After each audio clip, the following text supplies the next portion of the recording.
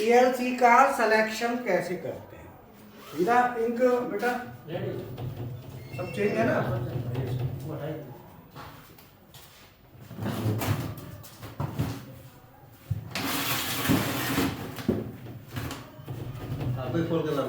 ठीक है, आओ सर आ जाओ। तुमसे भीड़ तो रहती है आगे, तो ये देखो लड़के नहीं आते, जवान लड़के सामने आ जाते हैं। गेट बंद कर दिए।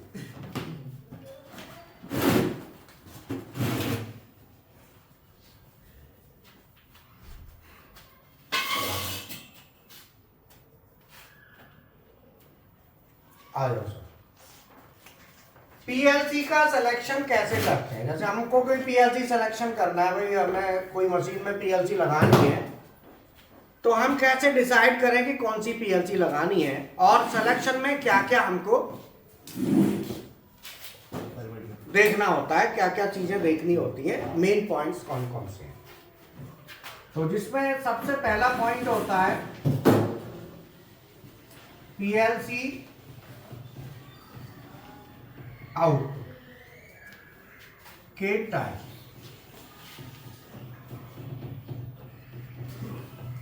मतलब पीएलसी आउटपुट के टाइप्स, मतलब आउटपुट कौन कौन से आउटपुट की पीएलसी आपको चाहिए।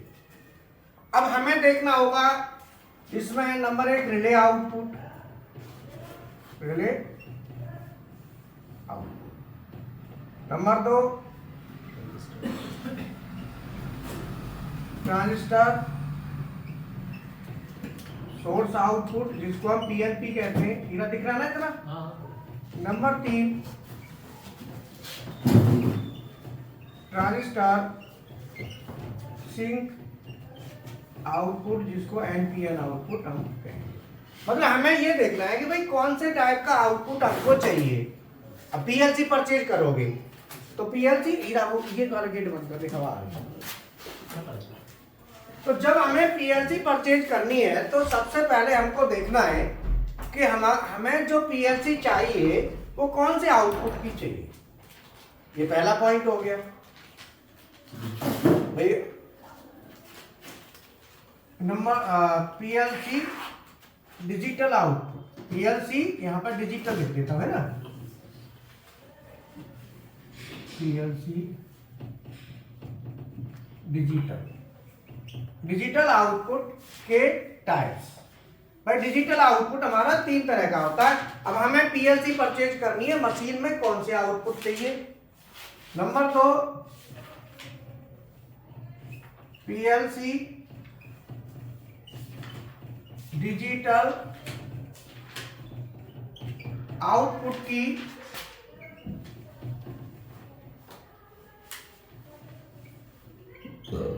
संख्या, कि कितने हमें डिजिटल आउटपुट चाहिए। नंबर्स ऑफ डिजिटल, संख्या क्वांटिटी, तो यहां पे संख्या की जगह क्वांटिटी लिख देता हूं,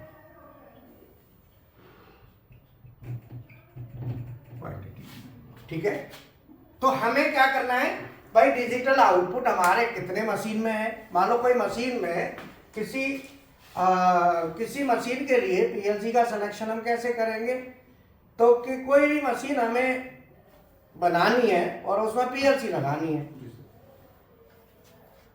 तो उसके तरीके होते हैं भाई। सबसे पहले हम देखेंगे कि भाई डिजिटल आउटपुट हमारे कौन से आउटपुट हमको चाहिए और क्वांटिटी कितनी चाहिए। ये डिजिटल आउटपुट हो गया। तीसरा पॉइंट इसका है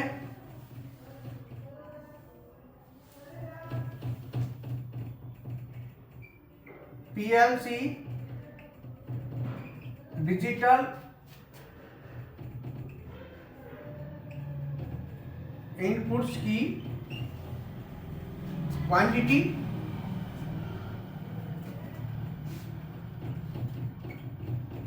डिजिटल इनपुट कितने हमको चाहिए, मतलब आउटपुट कितने चाहिए और इनपुट कितने चाहिए। पहले हम इसकी लिस्ट बनाएंगे तब तो खरीदेंगे। मान लो हमें पीएलसी परचेज करनी है, तो पीएलसी परचेज करने के लिए हमें ये चीज चाहिए, तभी सिलेक्शन करेंगे भाई कौन सी पीएलसी सेलेक्ट करनी है। नंबर 4 एनालॉग इनपुट्स की क्वांटिटी। हमको एनालॉग इनपुट देखना है कि भाई एनालॉग इनपुट हमको कितने चाहिए, हमारी रिक्वायरमेंट है। तो नंबर 5, एनालॉग आउटपुट्स की क्वांटिटी। भाई एनालॉग आउटपुट हमको कितने चाहिए, आउटपुट की संख्या कितनी चाहिए।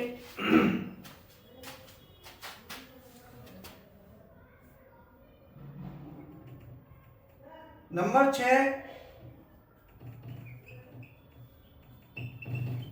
हाई स्पीड इनपुट्स की quantity. Number 7, high speed outputs की क्वांटिटी। ठीक है,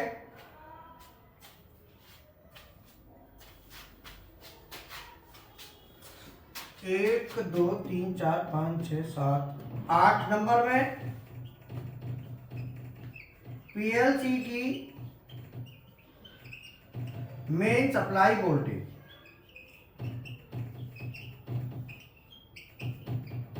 अच्छा, पीएलसी को सप्लाई वोल्टेज कितनी चाहिए।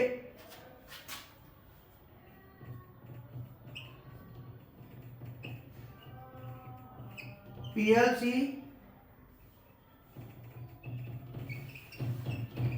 Communication type.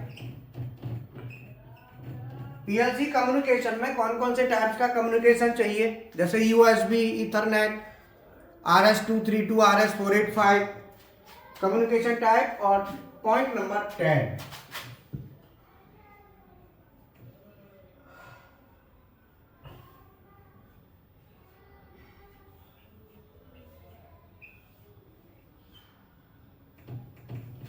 दसवां पॉइंट हमारा है कि हमें आउटपुट के साथ साथ कि पीएलसी कम्युनिकेशन टाइप्स हो गया, और हमको क्या चाहिए इसमें,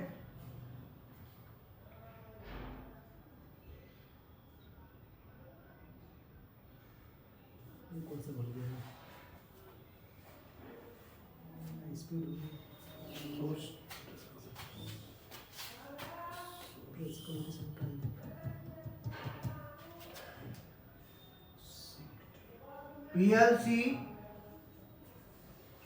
इनपुट आउटपुट में नंबर ऑफ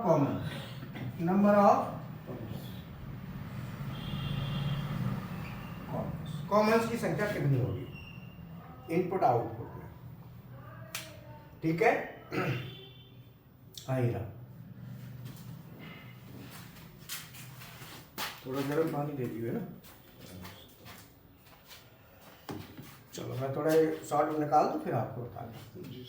पीएलसी का सिलेक्शन कैसे करते हैं। यदि हमको कोई पीएलसी परचेज करनी है किसी मशीन के लिए, तो उसका सिलेक्शन का एक प्रोसीजर होता है, जिसमें मैंने कुछ पॉइंट्स यहाँ पे लिखे हैं। सबसे पहला पॉइंट है पीएलसी डिजिटल आउटपुट के टाइप्स। अर्थात आपको अपनी मशीन में यह देखना है कि आउटपुट कौन कौन से टाइप का आउटपुट आपको चाहिए। जैसे पहला है रिले आउटपुट, आपको रिले आउटपुट चाहिए, ट्रांजिस्टर सोर्स आउटपुट और ट्रांजिस्टर सिंक आउटपुट। हमें यह देखना होगा कि रिले आउटपुट और कितने चाहिए, ट्रांजिस्टर सोर्स, ट्रांजिस्टर सिंक। तो उसका पॉइंट मैंने दिया है पीएलसी डिजिटल आउटपुट की संख्या, कौन से कितने चाहिए, इसको हम यहाँ पे डिसाइड करेंगे। ठीक है ना।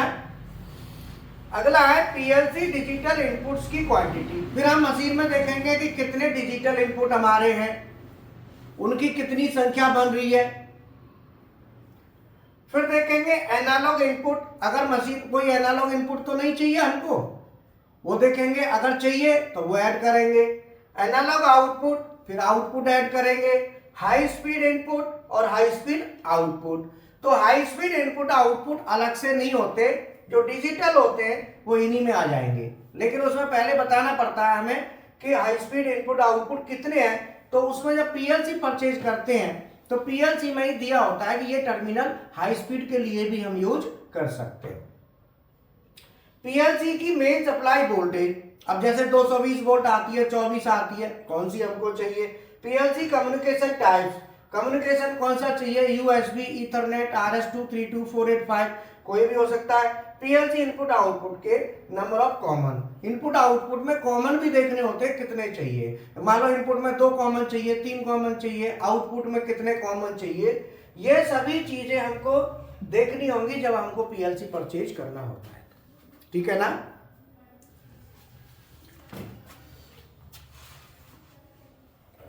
क्या मिनट का 2 मिनट 15 सेकंड दे देना सर को, कह देना लिखा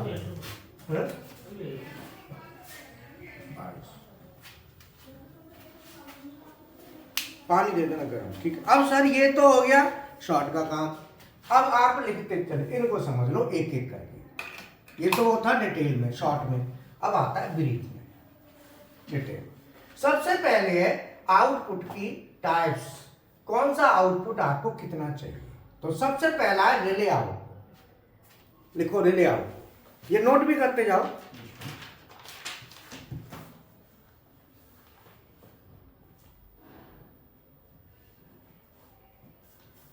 रिले आउटपुट में, पीएलसी के आउटपुट में रिले लगी होती है। पीएलसी के आउटपुट में रिले लगी होती है।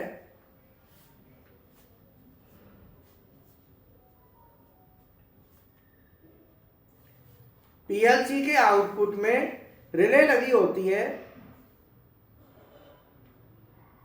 जो कि इंटरनल होती है, बाहर नहीं अंदर, जो कि पीएलसी के अंदर होती है, जो कि पीएलसी के अंदर होती है।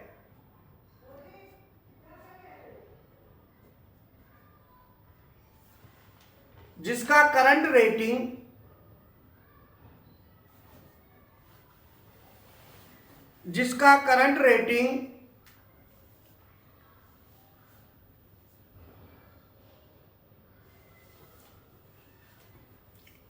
नॉर्मल में 2 से 3 एम्पियर होता है। जिसका करंट रेटिंग नॉर्मली 2 से 3 एम्पियर होता है और मैक्सिमम 5 एम्पियर होता है।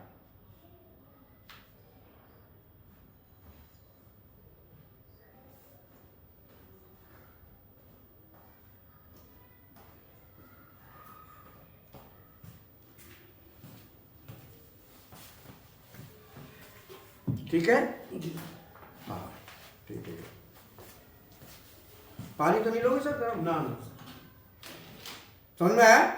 अब इसका यूज कहाँ कहाँ करेंगे लिखो। नंबर 1, इसका यूज लिखो। यूज कॉन्टेक्टर कॉइल,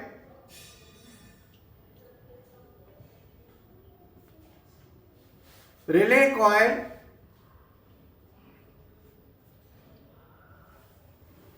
इंडिकेटर्स,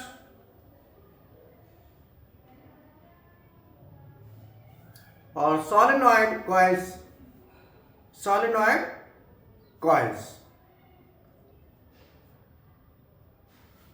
ठीक है। अगर हमको ये सब ऑन कराना है तो हम रिले आउटपुट की पीएलसी ले लेंगे। ठीक है। दूसरा है ट्रांजिस्टर सोर्स आउट, पीएनपी। लिखो, दूसरा है transistor source output, PNP output.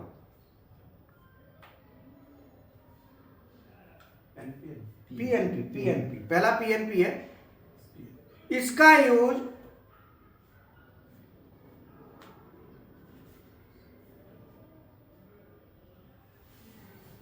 देखो, इसका यूज हाई स्पीड आउटपुट के लिए करते हैं, अर्थात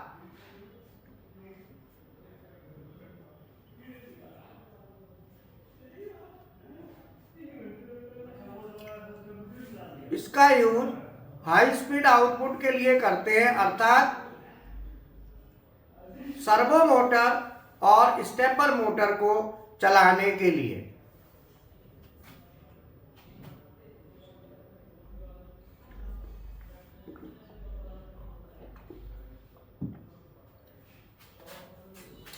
सर्वो मोटर और स्टेपर मोटर को चलाने के लिए। मतलब अगर हमें सर्वो और स्टेपर चलानी है तो ये हम यूज करेंगे। लिखो पीएनपी आउटपुट की करंट रेटिंग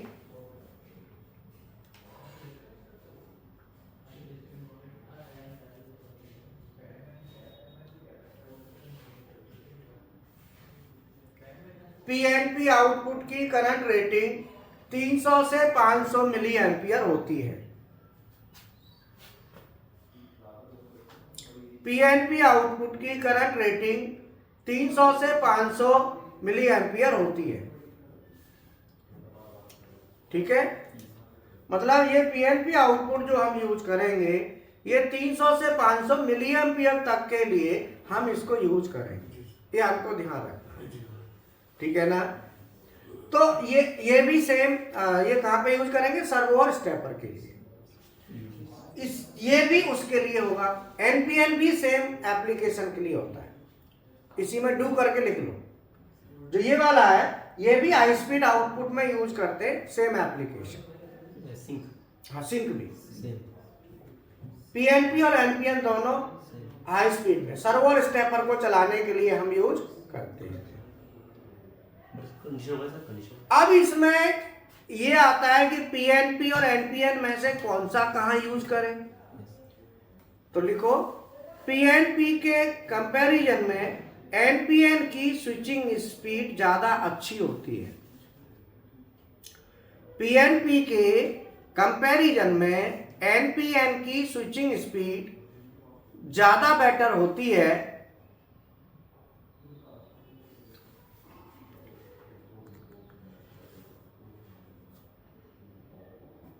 पीएनपी के कंपैरिजन में एनपीएन की स्विचिंग स्पीड ज्यादा बेटर होती है क्योंकि एनपीएन में करंट का फ्लो इलेक्ट्रॉन्स के कारण होता है। क्योंकि एनपीएन में करंट का फ्लो इलेक्ट्रॉन्स के कारण होता है।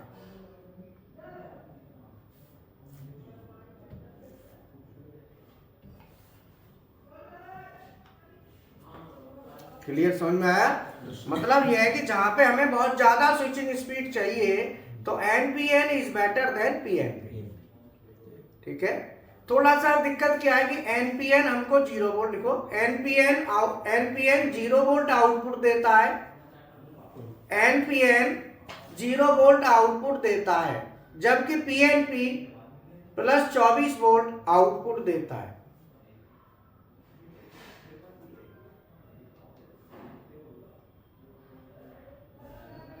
एनपीएन 0 वोल्ट आउटपुट देता है जबकि पीएनपी प्लस 24 वोल्ट आउटपुट देता है। पर यह है कि थोड़ा पीएनपी ना प्लस आउटपुट देता है 24 वोल्ट, एनपीएन 0 देता है। तो हम लोग क्या करते हैं, हमें ज्यादा आदत काय की पड़ रही है प्लस वाले की। जैसे कंट्रोल करेंगे तो फेस को करेंगे, न्यूट्रल को नहीं करते। तो हैबिट में पीएनपी रहता है, वैसे एनपीएन ज्यादा बेटर है।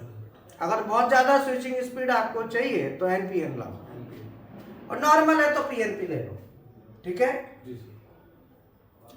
अब पीएलसी डिजिटल आउटपुट की क्वांटिटी।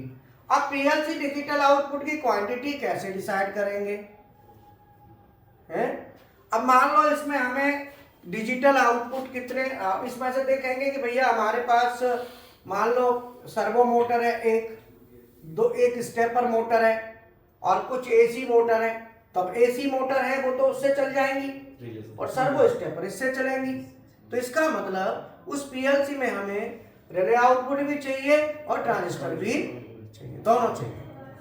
बोलो बात समझ में आई? एक ही पीएलसी में 2 आउटपुट चाहिए और दो तरह के आउटपुट चाहिए, तो कॉमन की संख्या 2 होगी। तो सबसे लास्ट में दिया है पीएलसी इनपुट आउटपुट में नंबर ऑफ कॉमन, ज्यादा कॉमन चाहिए। बोलो।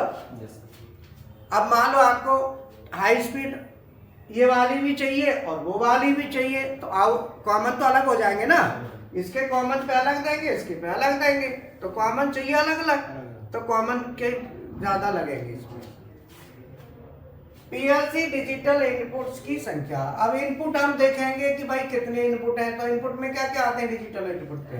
Emergency stop, overload relay, sensor, PNP sensor, NPN sensor, start button, stop button, limit switch, pressure switch, foot switch. लिख लो डिजिटल इनपुट कौन कौन से होते हैं। देखो पीएलसी, तीसरा पॉइंट, पीएलसी डिजिटल इनपुट्स आपको पता होगा ना, तो आसान हो जाएगा। Number 1 emergency stop, emergency stop push button.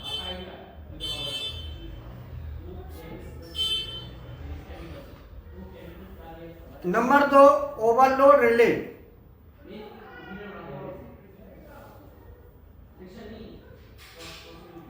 Number 3 on off switch.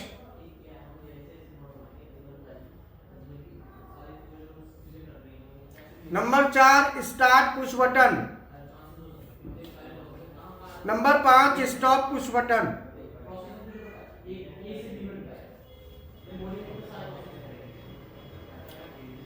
Number 7 PNP हो गया, PNP sensor. Number 8 NPN sensor.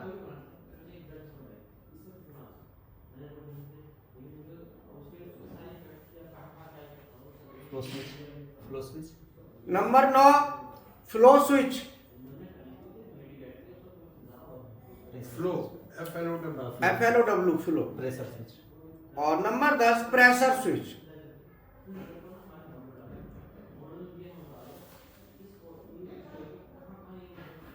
ठीक है, ये लिमिट स्विच तो हो गया ना। ये सब हमारे डिजिटल इनपुट होते हैं, ठीक है ना। Number 11 foot switch, foot switch भी इसी में आता है, जो पैर वाला है ना ये। हाँ, फुट स्विच ही वाला। फुट स्विच जो पैर से स्विचिंग होती है, पैर से दबाते हैं, ठीक है। आउटपुट तो बता दिए थे ना आपको, बता दो। अब ये हमारा पीएलसी में analog input, sorry digital input कौन कौन से लगेंगे मैंने बता दिए। ये सब डिजिटल इनपुट में आते हैं। अब कितने लगेंगे, कौन से कितने, वो आपने क्वांटिटी देख लेंगे। इसके बाद आता है एनालॉग इनपुट्स की संख्या। अब एनालॉग इनपुट में क्या आता है, लिखो एनालॉग इनपुट में temperature, pressure, flow, temperature, pressure, flow, voltage, current, frequency, RPM, RPM,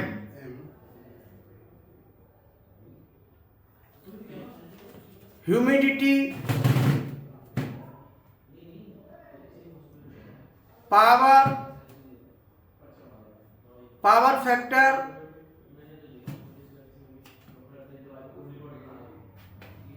ये सब एनालॉग इनपुट है, ठीक है। इनका कोई भी सिग्नल हमें पीएलसी में लेना है तो वो एनालॉग इनपुट के रूप में आएगा। वेरी करता है। हाँ, जो वेरी करता है, जिसकी वैल्यू बदलती रहे, वो सब एनालॉग होते हैं, ठीक है। एनालॉग आउटपुट की क्वांटिटी। अब एनालॉग आउटपुट में लिखो कौन कौन आएगा।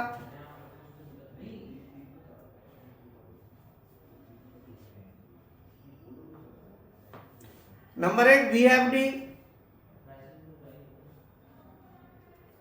Number 2 servo motor. सर्वो भी एनालॉग में भी चल जाती है, सर्वो हाई स्पीड में भी चलती है और एनालॉग में भी चलती है। Number 3 temperature power controller, TPC।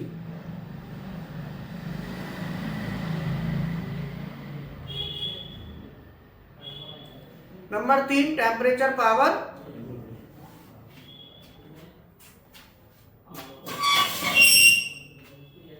समझ में आया।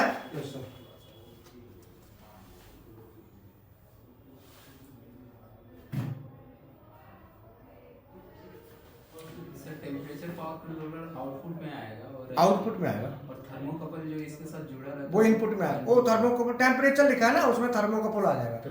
थर्मोकपल, आरटीडी, वो सब टेम्परेचर के लिए आ गया। ठीक है ना। इसमें RTD PT 100, PT 200, इसमें RTD भी RTD भी आएगी इनपुट में। टर्बो सेंसर में सब आ गया ना। एनालॉग इनपुट में जहाँ टेम्परेचर लिखा है ना, सब आ गया। उसमें आप लिख लो RTD और थर्मोकपल, RTD और थर्मोकपल।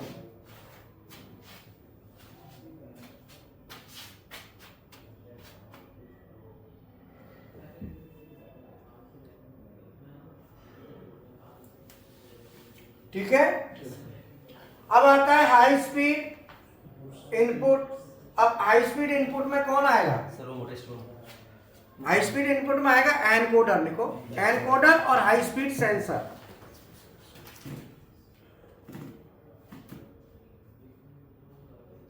एनकोडर और हाई स्पीड सेंसर सर क्या ये आउटपुट इनपुट, ये हाई स्पीड इनपुट में है।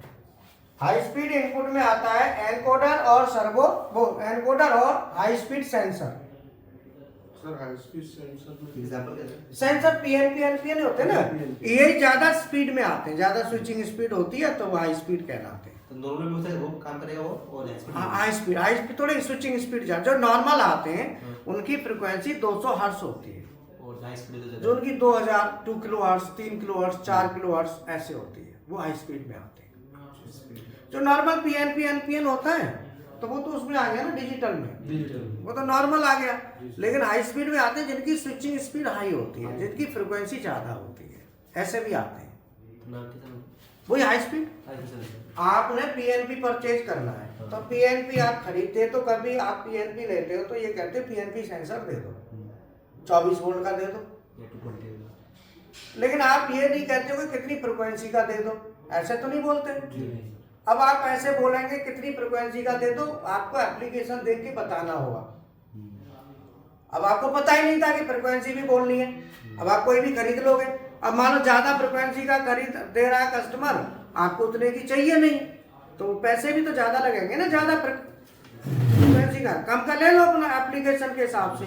तो आप जो है ना पीएनपी एनपीएन सेंसर परचेज करोगे तो डिजिटल के लिए चाहिए तो कम से कम फ्रीक्वेंसी का ले लो, और अगर हाई स्पीड के लिए चाहिए तो फिर एप्लीकेशन के हिसाब से लो ज्यादा। समझ में आया? अब जैसे मान लो कोई मोटर है 3000 आरपीएम पे चल रही है, 2800 आरपीएम पे, और उसमें सेंसर लगाना है। तो सेंसर लगाओगे तो 1 मिनट में कितने राउंड है? 3000। मान लो 3000 का सेंसर ले रहे हो, समझना। तो 3000 आरपीएम का, तो आरपीएम 3000 हो गए, राउंड कितने हो गए? 1 मिनट में कितने हो गए? 3000 हो गए। और तो 1 मिनट में जब 3000 हुए तो 1 सेकंड में 50। तो ये 50 हर्ट्ज की फ्रीक्वेंसी हो गई, आपका नॉर्मल चल जाएगा। आपने सेंसर लगा दिया ना, आरपीएम सेंस करने हैं, सेंसर वहां लगा दिया तो 3000 में तो ये चल जाएगा नॉर्मल, इसमें ज्यादा नहीं चाहिए, चल जाएगा ना। अब मान लो कोई मशीन पीस बना रही है, खट खट खट खट चलता रहता है ना, जैसे खट खट खट खट खट खट बहुत स्पीड से। अब उसे सेंस करना है तो उसे सेंस करने के लिए फिर ज्यादा फ्रीक्वेंसी का चाहिए। फिर कितने का चाहिए? ज्यादा का चाहिए। सीधा है 200 हर्ट्ज तक की फ्रीक्वेंसी के लिए नॉर्मल चलता है, 200 से ज्यादा है तो हाई स्पीड, 200 तक तो नॉर्मल चल जाता है, कोई दिक्कत नहीं। अब आता है हाई स्पीड आउटपुट। तो हाई स्पीड आउटपुट में लिख लो सर्वो मोटर और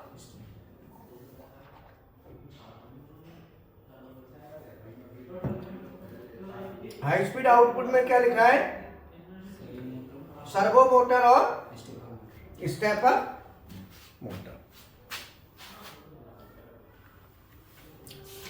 अब आता है नेक्स्ट कि पीएलसी की मेन सप्लाई वोल्टेज कितनी होगी। देखो पीएलसी की मेन, हाँ वो तो क्या सर्वो और स्टेपर हो गया, हाई स्पीड आउटपुट। हाँ servo motor stepper motor.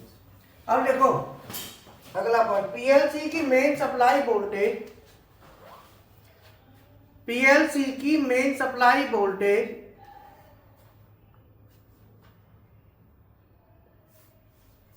Mostly 220 volt AC या 24 वोल्ट डीसी होती है।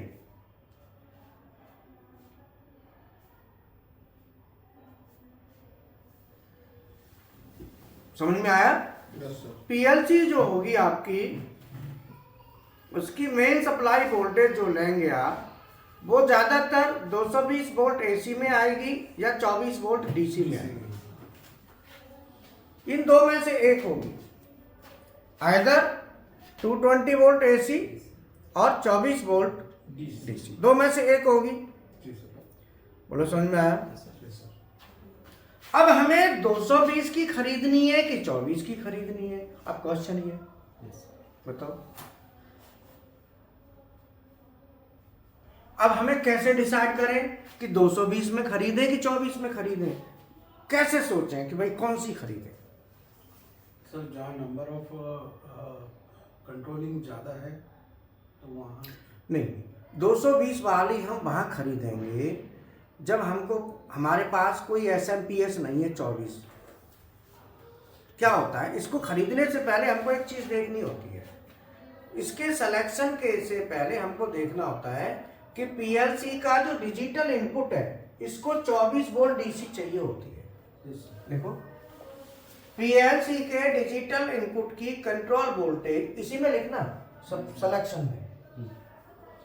देखो, पीएलसी के डिजिटल इनपुट की कंट्रोल वोल्टेज, पीएलसी के मेन सप्लाई वोल्टेज इसी में लिखना है। अच्छा। इसी में लिखो, पीएलसी के डिजिटल इनपुट की कंट्रोल वोल्टेज 24 वोल्ट डीसी होती है। डीसी चाहिए ना? पीएलसी के डिजिटल इनपुट की कंट्रोल वोल्टेज हमको 24 वोल्ट डीसी चाहिए, ऐसे लिखो। पीएलसी के डिजिटल इनपुट की कंट्रोल वोल्टेज 24 वोल्ट डीसी चाहिए।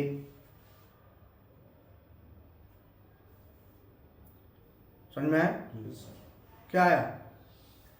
24 वोल्ट डीसी चाहिए कंट्रोल वोल्टेज, तो सिलेक्ट अगर आप डिजिटल इनपुट की वायरिंग करोगे तो उसकी वायरिंग में 24 वोल्ट डीसी आपको चाहिए। चाहिए।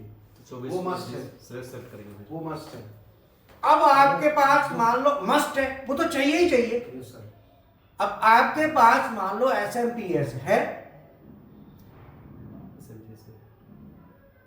तो आपको पीएलसी से जरूरत नहीं है लेने की। नहीं है। आपके पास बाहर से एसएमपीएस है तो एसएमपीएस ले लेंगे। एसएमपीएस से ले लो। अब आपके पास एसएमपीएस नहीं है तो क्या करोगे? पीएलसी से लोगे।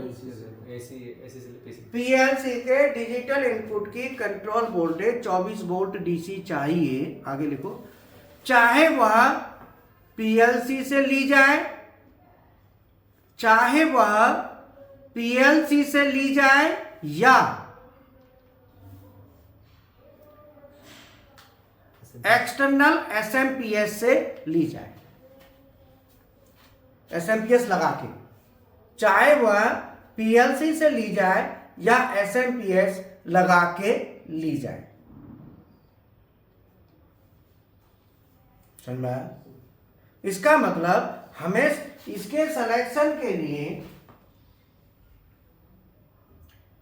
पहले स्टडी करनी पड़ेगी कि डिजिटल इनपुट के लिए 24 वोल्ट हमको चाहिए, वो हमको ध्यान में रखना पड़ेगा कि भैया 24 वोल्ट डीसी तो हमको चाहिए।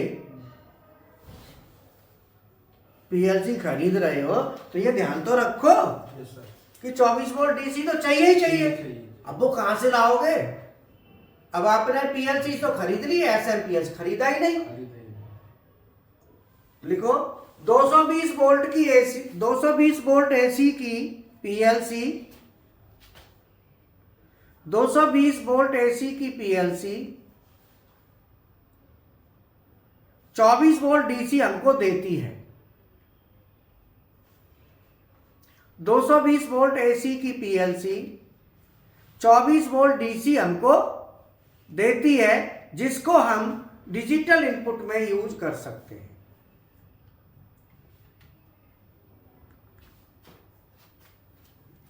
जिसको हम डिजिटल इनपुट में यूज कर सकते हैं। बोलो बात समझ में आई?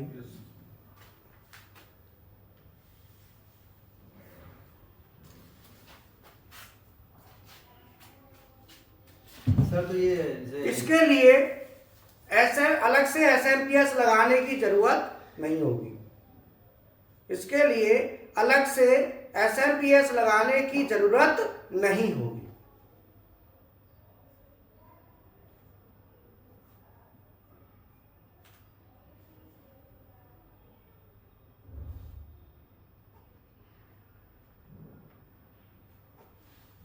इसके लिए अलग से एसएमपीएस लगाने की जरूरत नहीं होगी। यदि हम 24 वोल्ट डीसी की पीएलसी खरीदते हैं, यदि हम 24 वोल्ट डीसी की पीएलसी खरीदते हैं तो अलग से एसएमपीएस चाहिए।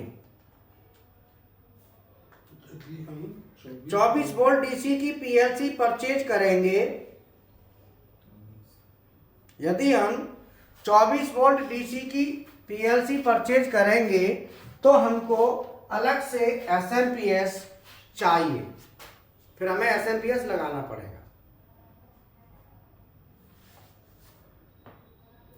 अलग से खरीदो। आप पीएलसी की मेन सप्लाई वोल्टेज 24 ले रहे हो और एसएमपीएस लेके आ नहीं रहे हो, तो 24 वोल्ट डीसी की पीएलसी थोड़ी आपको 24 वोल्ट देगी, वो खुद ही 24 ले रही है, तो वो तुमको क्या देगी? बोलो भाई, क्लियर है ना? तो आपको सीधा सीधा है कि एसएमपीएस नहीं खरीदना, डायरेक्ट पीएलसी से पीएलसी की 24 लेके इनपुट को दे देनी है, तो 220 में खरीद लो। बेस्ट 220 वोल्ट में ऐसी थोड़ी कॉस्ट ज्यादा होगी, 24 वाली से 220 की कॉस्ट नेचुरल ज्यादा होगी। भाई 24 की पीएलसी खरीदोगे, अलग से एसएमपीएस नहीं खरीदना, बाकी कीमत तो कॉस्ट इसमें हो गया। वो क्या कॉस्ट इसमें आ जाएगी। बोलो बात समझ में आई? Yes sir. क्लियर है? ये कहानी होती है। तो जब हम खरीदते हैं तो हमें पता होना चाहिए, हम खरीदने तो चले गए, पता कुछ ज्यादा है नहीं, तो फिर लेके आने के बाद फिर लगेगी यार ये चीज ऐसे ले आते या ये ऐसे कर लेते, तो वो सभी काम पहले ही करो। सर 220 लेंगे तो उसको इनपुट के लिए भी 24 वोल्ट वाला पीएलसी से मिल जाएगा। हाँ, प्लस में अगर 24 वोल्ट डीसी लेंगे पीएलसी तो उसके लिए 24 वोल्ट के लिए एसएमपीएस लेना पड़ेगा उसके लिए। एसएमपीएस खरीदना अंदर इनपुट नहीं होता 24 वोल्ट, बस वो पीएलसी के लिए होता है बस। अरे एक बात बताओ, पीएलसी को 24 वोल्ट डीसी दे रहे हो, हाँ। अब उससे कहो तू हमको 24 दे दे, वो नहीं दे पाएगा, आपने कुछ ही अरे यार खुद ही 24 ले रहा है, तुम लेके करोगे भी क्या? दम भी तो रहना चाहिए। हाँ, कंट्रोल उतना संभालने के लिए संभालने उसमें फिर ताकत भी वो चाहिए। एसएमपीएस तो लगी गया ना बाहर, बाहर लगे। वो तो फिर तो सब काम करेगा वो। अब बात आती है 24 वोल्ट आपको कहाँ और चाहिए, जब आपका ये आउटपुट चाहिए तब भी चाहिए 24, ये ध्यान रखना। डिजिटल रजिस्टर अगर आप ट्रांजिस्टर आउटपुट की पीएलसी परचेज कर रहे हैं तो एसएमपीएस लगाने में ही फायदा है। 24 इनको भी तो चाहिए, फिर कहां से लाओगे? पीएलसी से लोगे तो लोड ज्यादा पड़ जाएगा। अगर आप देखो, यदि ट्रांजिस्टर आउटपुट की आवश्यकता है तो 24 वोल्ट डीसी हमको दो जगह चाहिए, इनपुट में भी और आउटपुट में भी, तो लोड बढ़ जाएगा, तो उस समय हम एसएमपीएस लगा सकते हैं बाहर। बोलो बात समझ में आ रही? तो डीसी लेना पड़ेगा। और डीसी की ले लो फिर, नहीं 220 की ले लो, बाहर से एसएमपीएस भी लगा लो, क्या टेंशन है? ऐड कर दो उसमें। हाँ, कोई दिक्कत नहीं। मैं कभी भी ये सजेशन नहीं दूंगा कि आप पीएलसी जो परचेज करें 24 की करें, 220 की करें, सबसे बढ़िया। उसमें 24 एसएमपीएस क्योंकि उसका फायदा है, हमेशा इलेक्ट्रिकल वाले बंदे के दिमाग में 220 ही रहता है फेस न्यूट्रल, वो 24 को कम समझता है, कई बार गलती से पीएलसी को फूक ना दे, इसलिए 220 में ही खरीदो, 1500 रुपए का अंतर आएगा, कोई दिक्कत नहीं है। समझ में आया?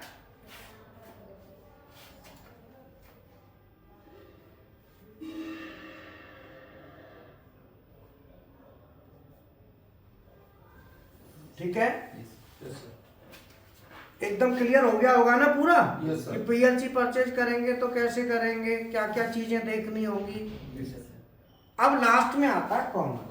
पीएलसी के इनपुट आउटपुट में नंबर ऑफ कॉमन कितने होने चाहिए? तो लिखो पीएलसी के इनपुट में, पीएलसी का इनपुट लास्ट पॉइंट है ये। Sir PLC communication types communication types ये रह गया, हाँ लिखो पीएलसी कम्युनिकेशन टाइप्स।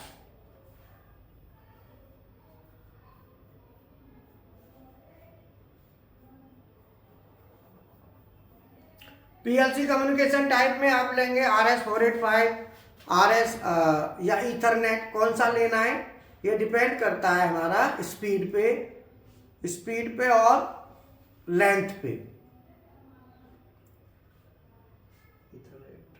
हाँ, तो ये कम्युनिकेशन नहीं, आजकल तो क्या कर रहे हैं पता है, सब ले रहे हैं उसमें ईथरनेट भी और 485 भी, किसी से भी चलाओ। अब ना क्या पीएलसी में आने लग गया ना, पीएलसी में ही आने लग गया दोनों, ईथरनेट भी और 485 भी दोनों, यूएसबी भी। मैं कंपनी देखा था तो इसके सीमेंस की थी स्टील प्लांट में, अभी न्यू प्रोडक्ट गया था तो सब इथरनेट ही था उसमें। हाँ, पूरा इथरनेट से कनेक्टेड था पूरा ईथरनेट। तो ईथरनेट से अगर आपको आईपी एड्रेस पे लेना है, नेट से कनेक्ट करना है तो ईथरनेट पे जाओ, पूरा वो नेट बोल लिया था उसका। नेट के थ्रू, नहीं तो फिर 485 लगाओ। नेट से कनेक्ट करना है तो ईथरनेट, अदरवाइज 485। अगर आपको पीएलसी नेट से कनेक्ट करनी है तो आईपी एड्रेस देना पड़ेगा, तो फिर ईथरनेट ले लो, अदरवाइज 485, RS485। कितने टाइप के जैसे कम्युनिकेशन इसकी? कम्युनिकेशन होता है RS485 और ईथरनेट, यही दो होता है मेन। तो बाकी 232 यूएसबी ये तो 1 to 1 होता है खाली, तो वैसे लिख लो 4, RS232, RS485, ईथरनेट और यूएसबी। RS232, RS485, यूएसबी और ईथरनेट। लेकिन रनिंग में 485 और इथरनेट, 485 ईथरनेट ये ज्यादा यूज होता है। तो ये कम्युनिकेशन की जो क्लास है ना, ये ओवरऑल संडे में चलती है सुबह के टाइम पे, तो उसमें सब आएगा ये वाला पार्ट। कम्युनिकेशन ये संडे में चलती है हर संडे को, तो उसमें आपका क्लियर होता है कम्युनिकेशन केबल, कम्युनिकेशन प्रोटोकॉल और ये सब आते हैं। ठीक है, पैरामीटर्स आएंगे कम्युनिकेशन के। अब आता है लास्ट में पीएलसी इनपुट आउटपुट में कॉमन की संख्या। अब कॉमन की संख्या का कैसे पता करें? कॉमन की संख्या के लिए इनपुट में कॉमन कितने चाहिए, तो इनपुट में ये देख लो कि आप 24 वोल्ट को कंट्रोल कर रहे हो।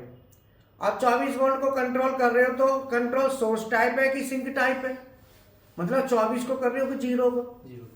अब इनपुट में आपने 24 को कर रहे हो तो आप 24 करो चाहे 0 करो, तो वहां तो एक ही कॉमन बहुत है। कई बार क्या लफड़ा पड़ता है कि पीएनपी भी आ गया और एनपीएन भी आ गया, दो सेंसर आ गए। तो पीएनपी को बनाओगे सोर्स, एनपीएन को बनाओगे सिंक, तो कॉमन भी फिर 2 चाहिए। यदि पीएनपी और एनपीएन दोनों सेंसर इनपुट में है तो 2 कॉमन चाहिए, नहीं तो फिर रिले लगाओ, चेंज करो उसका पोलरिटी। और आउटपुट में भी कॉमन, मान लो रिले आउटपुट है, कुछ पीएनपी है, तो कॉमन पर रिले का अलग चाहिए और सेंसर का अलग चाहिए, ट्रांजिस्टर आउटपुट। तो इनपुट आउटपुट के कॉमन के लिए जब हम इनकी वायरिंग की स्टडी करेंगे ना, उसमें ज़्यादा अच्छा समझ में आए, ये ध्यान रखना है। वायरिंग करेंगे ना मान लो हम, तो वायरिंग में ज़्यादा अच्छा समझ में आएगा जब इस डिटेल वायरिंग की डिटेल डिस्कशन करेंगे। तो ये हो गए मेन पॉइंट। बाकी इसका कल चलेगा हाइड्रोलिक, ध्यान रखना। तो कल हाइड्रोलिक की क्लास होगी सुबह से शाम तक टोटल। तो हाइड्रोलिक का पूरा बताया जाएगा, flow control valve, pressure control, pressure relief, hydraulic का पूरा सर्किट के साथ इलेक्ट्रिकल कंबाइन करके बताएंगे। सुबह भी वही चलेगा, मतलब फ्राइडे पूरा हाइड्रोलिक पे रहता है, पूरा हाइड्रोलिक। हाँ। सर हाइड्रोलिक का डबल सिलेंडर का लोगों ये डे सब डे, ये डे फिक्स है सर? इस डबल सुबह कर देंगे सर। कोचिंग डे फिक्स है क्या? इस डे कोई से पढ़ाई होगा तो? हाँ फिक्स है हाइड्रोलिक फ्राइडे। अच्छा, वो मंडे वाला तो फिक्स 1 चार्ट लगा होगा? ऐसा नहीं है, वो संडे को कम्युनिकेशन, फ्राइडे को हाइड्रोलिक, 2 फिक्स है, 2 फिक्स है, बाकी सब रैंडम टॉपिक, बाकी चलता रहता है। वो तो RLC PLC लेटर और वो तो सुबह चलते ही है। चलते ही ठीक है, चलो okay, thank you. Thank you sir.